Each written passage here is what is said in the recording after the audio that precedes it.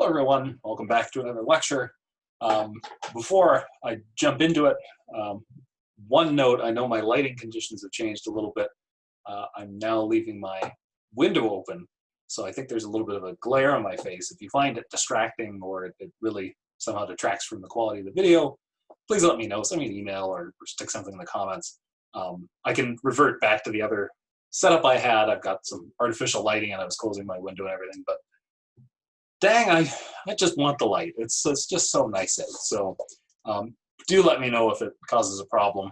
I'll just leave it at that. So jumping in here, today we are taking a look at Buddhism. And as I mentioned before, I think there's an interesting connection here to certainly Russell that we were just talking about yesterday, and looking forward to Schopenhauer tomorrow. Now the piece itself is in the theistic responses section, part one of the reader. Now it's a secondary text. It's something written by a contemporary American philosopher, Christopher Gowans. I believe he was born in 1951, but I couldn't confirm that. I saw that somewhere quasi-reputable, but I'm not entirely sure. It seems plausible. He's at Fordham University in the United States, works on Buddhism, sort of happiness and ethics generally, so works on ancient classical Chinese philosophy, Buddhism, ancient Greek philosophy as well. So I suppose we could describe Gowans' project as looking for the secret to happiness in ancient wisdom. That might be a way to put it. Now, we're going to see here in this piece the Buddha's message. Gowans does a few things. He outlines really the Buddha's view, which is going to be, this is really where I think there's some serious similarity with Russell and later Schopenhauer. Also, I think certainly to some degree Tolstoy, and we might draw even more connections here. And so one thing you can do in critical responses or forums is really draw attention to some of these similarities and differences between some of the thinkers. So Gowans is going to give us a bit of an overview of the Buddha's view of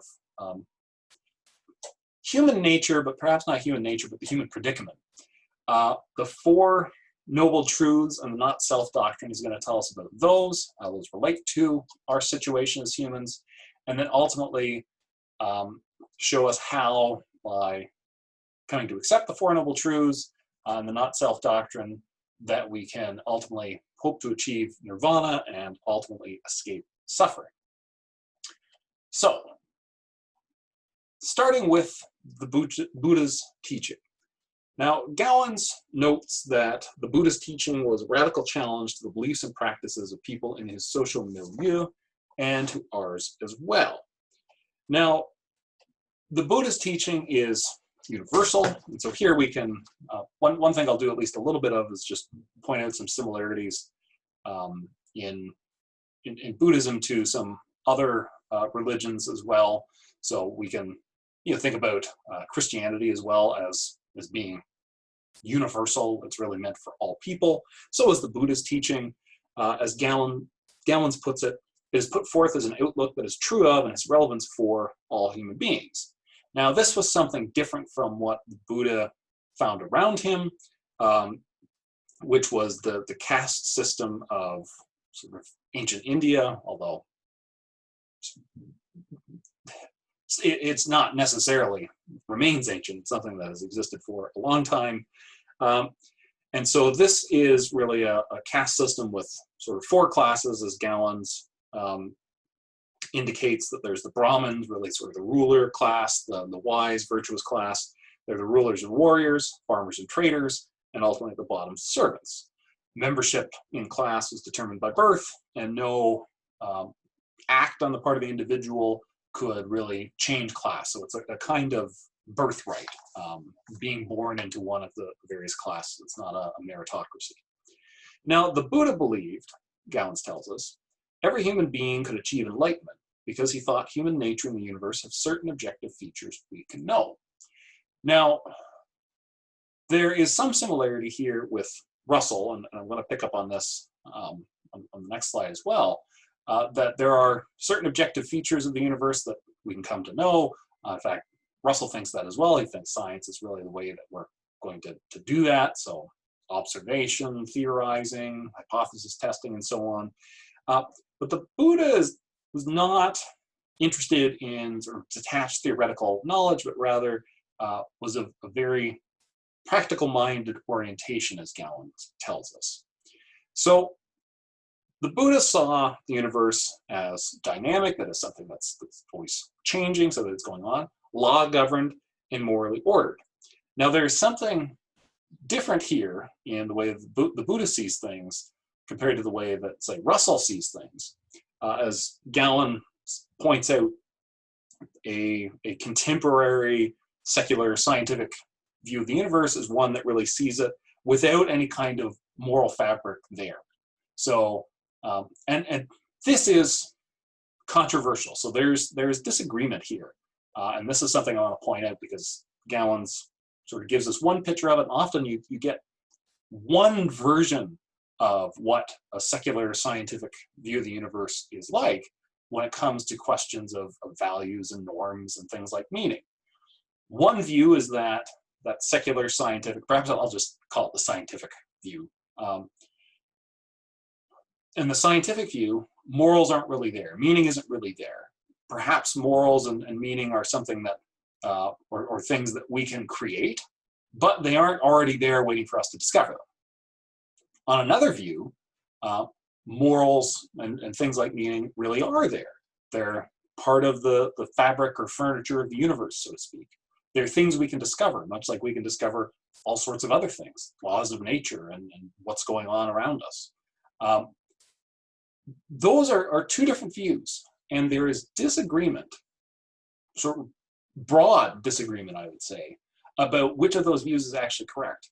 Thinking back to Craig's piece, Craig really is committed to and thinks that secular, atheists, scientists, say humanists, that these people are also committed to the view that if God doesn't exist, that is, if religion, broadly speaking, isn't true, or perhaps religion of a certain kind isn't true, then there aren't values and morals out there. Then it all just sort of falls apart. These things are just creations of ours. They could be different if we all just agreed that they would be different, and so on.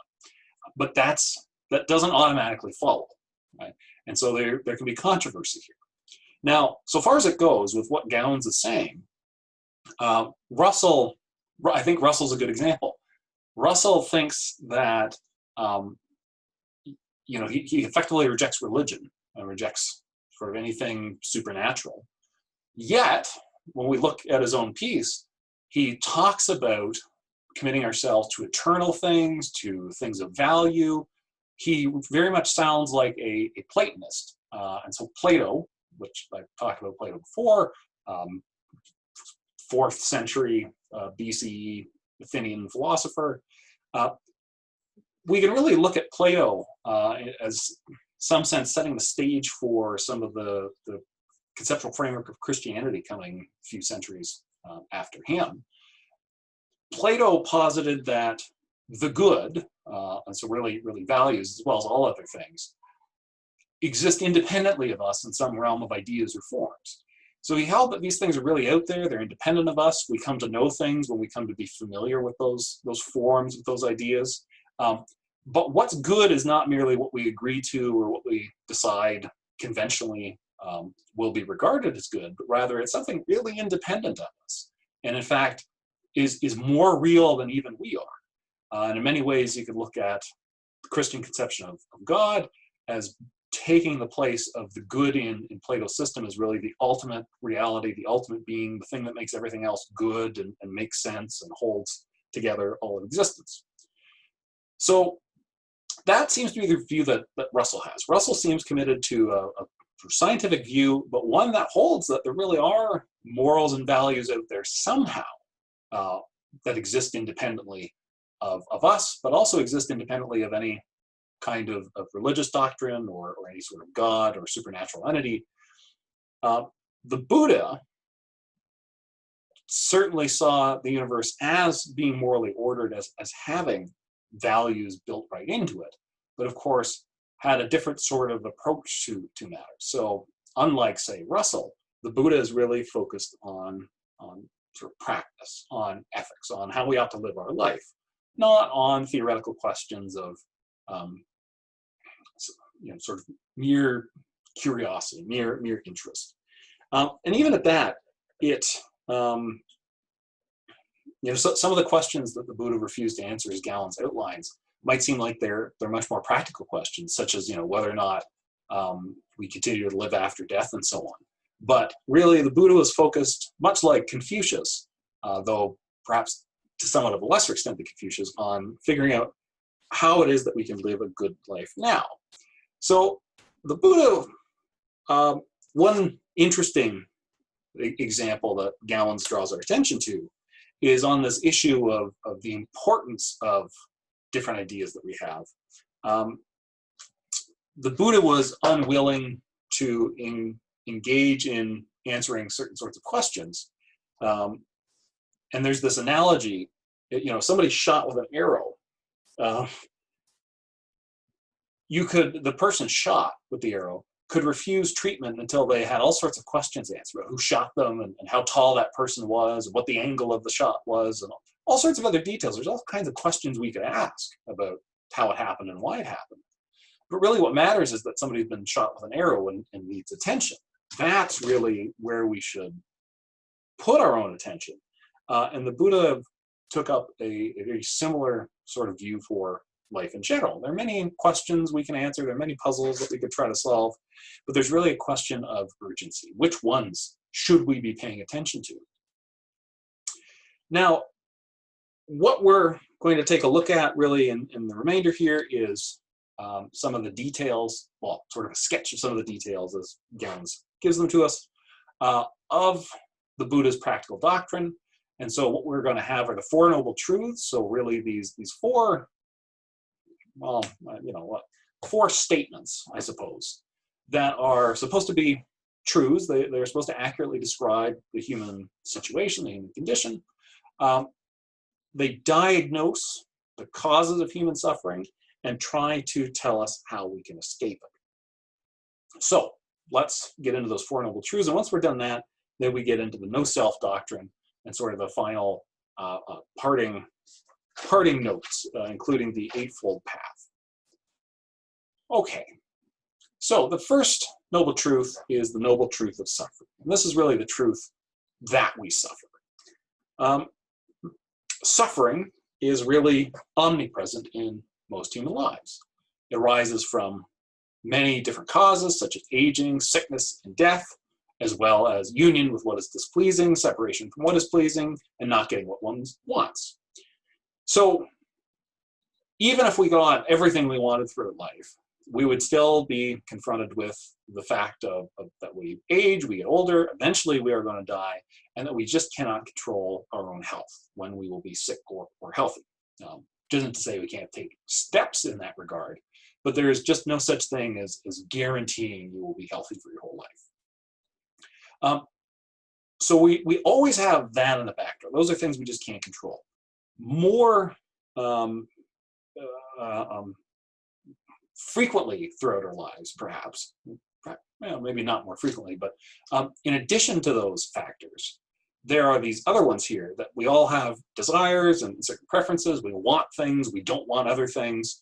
And when we, get what we don't want or fail to get what we want, right, or are in pain for some reason, these are all things that also produce suffering, right, or unhappiness in some general way. Now, optimists might look at life and say that it's really not too bad, right, and that in fact the Buddha is really being pessimistic here. He's saying, oh, we're all going to suffer. Life is generally suffering. That's really to put too much emphasis on the bad things and not enough emphasis on the good things. Now, this is something I'll sort of leave open for you to engage with and think about. We're going to see Schopenhauer pick up a very similar tact here, and we've already seen Russell talking about it, and some of our other thinkers talking about it as well. Now, Gowans really puts this last point this way. He says, there's something not fully satisfactory about the lives most of us live. We seek enduring happiness by trying to attach ourselves to things that are in constant change. This sometimes brings temporary and partial fulfillment, but the long-term result is frustration and anxiety. So that's really the end of the Gowans quote here. The optimist view, Gowans tells us, is much like the view of an alcoholic.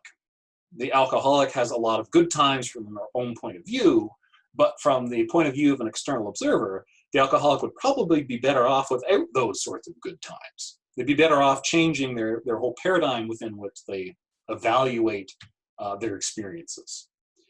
Now, the Buddha is really telling us something similar. He's not denying that there are good times in life. He's not denying that there is pleasure, but rather what the Buddha is trying to draw attention to is that the entire framework within which we make those evaluations of what's pleasurable and what's good and what isn't and so on, that whole framework is something we should give up on, because there's really, in some sense, no winning within that framework. Because as long as we have desires and we get frustrated when they aren't satisfied, and we realize that we can't fully control them all, and we realize that ultimately we have to deal with aging, sickness, and death, being within that paradigm seems like basically a guaranteed way of suffering, that we are doomed to suffer so long as we are in that general sort of self-centered paradigm, trying to get things that are good for us. Quick side note, Russell was saying much the same thing yesterday. He was perhaps a little less clear about it, or perhaps I was a little less clear about it, but Russell himself, it draws attention to these same sorts of facts, that we just can't control our situation, we can't control really what we get and how things turn out. So if we are always dedicated to our own well-being, how we're doing, what we're getting, in a sense, while that might last for a while, if you're lucky, if things work out the way you want them to, you'll get what you want for some time at least. Eventually, you're always doomed to suffer from the things that the Buddhists talk about here, aging, sickness, and death.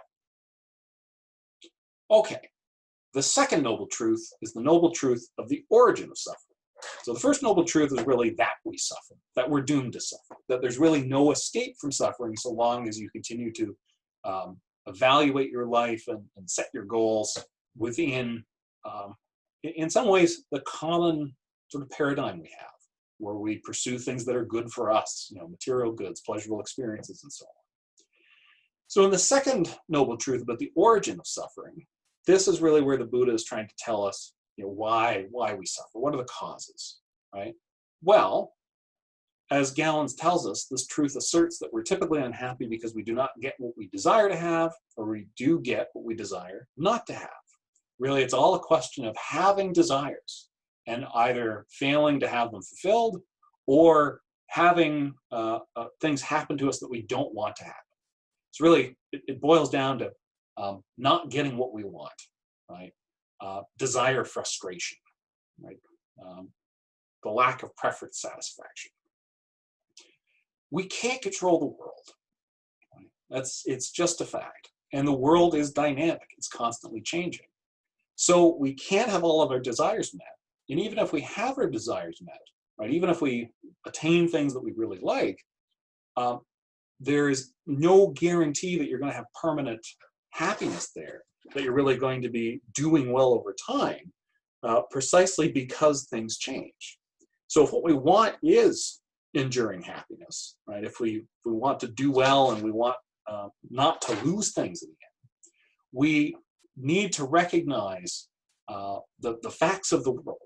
Right? So the Buddha does have an account, a theory, whatever we want to call it, a view of how the world works and our place within it. And it's within that framework that he really wants to posit his account of the good life. The third noble truth is that of the cessation of suffering, right? How it stops, how we can get it stopped. True happiness, really the best state of being, is found in nirvana, a state in which, as Gowans puts it, we eliminate many of our desires and stop clinging or attaching ourselves to all of them. Now, this can be achieved, nirvana that is, once we accept the not-self doctrine. The not-self doctrine is really a view that gives up on an image of the self, of the individual as a particular enduring substance through time is really the same thing. Doing this helps open the door for a more compassionate view and one that tries to go beyond ourselves. Now, we'll talk about the not-self doctrine here for a few moments before we come around to the fourth noble truth. So the not-self doctrine has at least two aspects, as Gowan tells us. So if we recognize, we come to accept the not-self doctrine, first, we would no longer think of some desires as ours, as things which we deeply identify and so need to satisfy to achieve our well-being. Second, I would no longer be preoccupied with regrets about the past unfulfillment of my desires and worries about the prospects of their future fulfillment.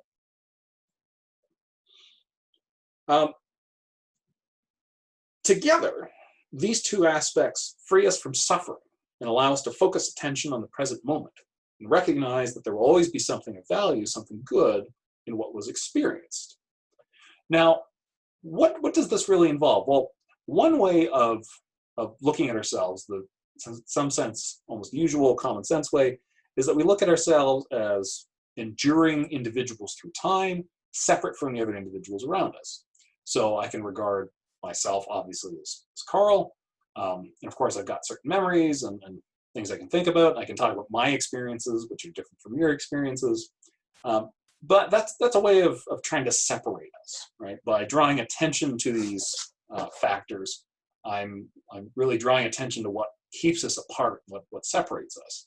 Really, the not-self doctrine is a way of trying to emphasize instead what pulls us together. And ultimately, really at the extreme, is a view that gives up on the notion that we are completely separate from each other in the first place. Now, we've heard a little bit about this idea already in this course. Came up in the Fackenheim reading when he's talking about Spinoza. There's that great sort of mystery there in Judaism. How can the finite, us, our separate individual selves, meet the infinite God, but not just sort of get lost in that? How do we not become just another part of God? I talked a little bit there about Spinoza, 17th century Jewish Dutch philosopher, who himself really took up this view that really we are all just parts of this infinite thing we call nature or God. So even though we're different from each other to some degree, really at bottom we're all the same thing. We're all in this together. Right? And you can find similar sorts of ideas in several different religions and several different philosophies that really in some sense we're all together, we're all united. In some sense we're all one thing. Not just in some kind of metaphorical sense, but really quite literally that we are. So with the Buddha and this not-self doctrine, the whole coming to accept the not-self doctrine, giving up on the notion that we really are separate individuals and that we're entirely separate from each other and the world around us, being able to accept that and really becoming one with the world is really a way of achieving nirvana in this life. There's also nirvana beyond this life, which would involve escaping the cycle of death and rebirth, so it's a cycle of reincarnation. Once we've done that, we will have, as Gowans puts it, a selfless existence in which there is realization of some union with nirvana, understood as ultimate reality beyond change and conditioning. Now, we're largely going to set that aside. Gowans sort of mentions it, but then focuses more really on what's going on in this life. So trying to achieve nirvana in this life does not mean completely giving up on our desires, completely disregarding the ways in which we are to some extent different from things around us. So it doesn't involve giving up on all desires, such as eating when you're hungry or sleeping when you're tired. Instead, at least on Gowans' reading of it, accepting the not-self doctrine and achieving nirvana within this life really involves eliminating frivolous desires and a deep attachment to certain parts of the world and certain desires we might have of the world. it will likely result in a come what may attitude in which the individual, if they remain an individual, or to the extent they remain an individual, is radically open towards what occurs and welcomes all events as they come. And so rather than having some strong set of desires where you're upset if things don't go the way you want them to, and you're only happy when things go the way that you want them to, instead, accepting the not-self doctrine is one that involves really de-emphasizing one's own importance in the grand scheme of things, and having a much easier time accepting things as they come. Here, I think we can see some overlap again with what Russell was talking about and what I was talking about yesterday with the Stoics. There again, in both Russell and the Stoics, they are both trying to draw attention to this kind of achievement or overcoming we can accomplish in thought, that by changing our own attitudes and accepting the world as it is, we really, in some sense, become insulated or almost invincible from what the world does to us. So just for instance, and I'm not sort of overdoing it in this course, mentioning COVID here and there. I don't think I have been. Sort of nice to have something else to think about, but of course there's some contemporary relevance in thinking about these things. We can think about the whole situation with things like social distancing and not being able to do some of the things that we would otherwise want to do. Right? Oh, I can't go have this party, or I can't go visit my family, or I can't go do this. And of course that's unfortunate, right? If we can't do the things we want to do, we suffer as a result. And this is really exactly what Buddha's talking about here, especially in the first two noble truths. We do suffer, right? Why do we suffer? Because our desires are frustrated. We don't get what we want.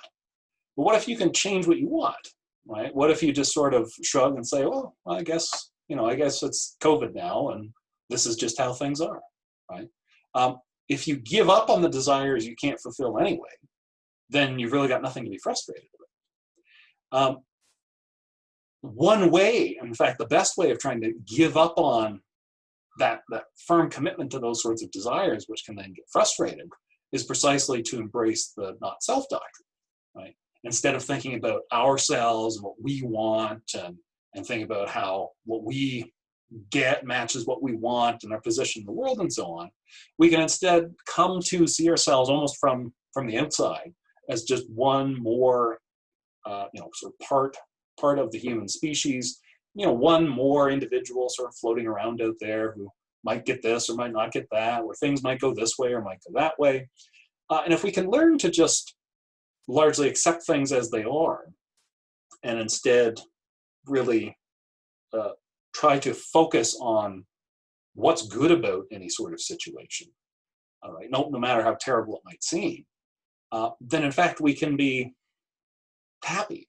Right? We can be free from suffering, so far as that's possible, by really giving up on the desires that are really the first step towards frustration. This takes us to the fourth noble truth, which is of the way leading to the cessation of suffering, which is the noble eightfold path. Now, following the eightfold path, so we have to sort of go through, accept the Four Noble Truths. When we get to the fourth one, this is really what gets us to the eightfold path. And following the path allows us to achieve nirvana. And that path, as Gowan described it, so there's really 8 parts to it, but it sort of breaks down into 3 components: wisdom, virtue, and concentration. Now, wisdom involves right view and right intention. So it's really about, in a sense, what we know. So it's, we have to understand the Four Noble Truths, but understanding everything else isn't entirely necessary. A theoretical mindset is likely to hinder efforts to understand the Four Noble Truths. To truly understand those truths, our emotions and desires must be disciplined. The Buddha said, as Gowans tells us, we must renounce sensual desire, ill will, and cruelty.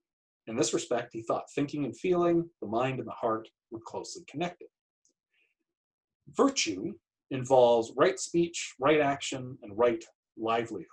Right? We have to be truthful, friendly, and harmonious. We must not kill living things, including other animals, or steal. Right? We must also not harm others in our livelihood or practice a livelihood that results in harm to others. Lastly is concentration. This involves right effort, right mindfulness, and right concentration. We can also think about this as meditation, and Gowan talks about that a little bit. Really, concentration involves ridding ourselves of mental disturbance so as to bring about a peaceful, concentrated, attentive, and mindful mental state. We must also know reality as it actually is by observing that all things in our ordinary experience are impermanent, involve suffering, and are empty of any self. Now, following the Eightfold Path is really a way of trying to live. So we can think about it as an ethical imperative. It's really these sort of eight interlocking components, these eight self-reinforcing steps or components to living a good life. The Eightfold Path and trying to follow it is neither asceticism or the pursuit of sensual pleasure. So it's not about trying to, and again, we can think about Tolstoy and a lot of other people. It's not about trying to live a life full of sensual pleasure, trying to get as much sort of bodily pleasure as we can while we're here. It's also not asceticism, which is really the rejection of that. And here you can think about, say, monks or mystics going out, living in the desert, giving up everything that they could have other than what's just barely required to keep them alive, just barely staying alive on water and a little bit of bread or something. Instead, the Eightfold Path is kind of a middle, right? It's kind of a finding the mean between those. It's not about totally rejecting sensual pleasure, but it's also not about pursuing it. Rather, it's about accepting it as it comes, right? It's about enjoying what we have while we have it, but not getting too hung up on what we have while we have it, and not getting disappointed when we cease to have it anymore. Now, as Gowans tells us, the ultimate aim is not to escape from the world, nor to acquire special powers. It is to attain nirvana. Ultimately, for the Buddha, a meaningful life must be one that escapes from this endless cycle of suffering into which ordinary human lives almost inevitably fall. Although the Buddha has a somewhat pessimistic outlook on what most human lives are like by default, that is, they're full of suffering all the time, he does provide a thread of optimism with the universal view that everyone can eventually obtain nirvana by recognizing the Four Noble Truths, by following the Eightfold Path.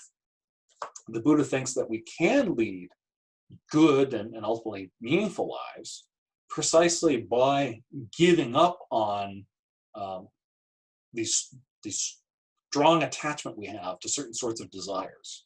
So if you see life as really a series of goals and sort of targets and moving towards them, that's one way to naturally come to think of a meaningful life as one that has to require some kind of purpose or goal to be achieved. Right? But instead we could just entirely give up on that, or perhaps we could see the goal precisely as ultimately achieving nirvana, which I think it wouldn't be inaccurate to say achieving nirvana is really achieving sort of ultimate bliss in some sense, at which point no further purpose is required. So here we could come back and think about, say, Fackenheim. And when Fackenheim talks about, in the meeting with God, right? If we met God, the question of the meaning of life just wouldn't be there any longer, because we would just be filled with the sense of that we had found right, the ultimate. There's really nothing more. There's nothing higher or further. There'd be no need to question what we are, or who we are, or a relationship there with God. We would just, in a sense, feel whole. We'd feel complete. Now, of course, Nozick raises questions for that. He says, well, just because you don't ask the question doesn't mean it's no longer a good question, or that it can't be asked, right, or that it's unjustified. We could do the same thing here. Ultimately what the Buddha is saying is that achieving nirvana would be achieving that sort of state where we no longer are worried about or concerned about the meaning of life, or if it's the right sort of thing. And if you've ever experienced a really just sort of blissful experience, right?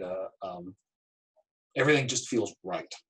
Everything's just sort of perfect, and you're not sort of torn into the past and future. You're not worrying about what's come before. You're not looking ahead to what's coming next.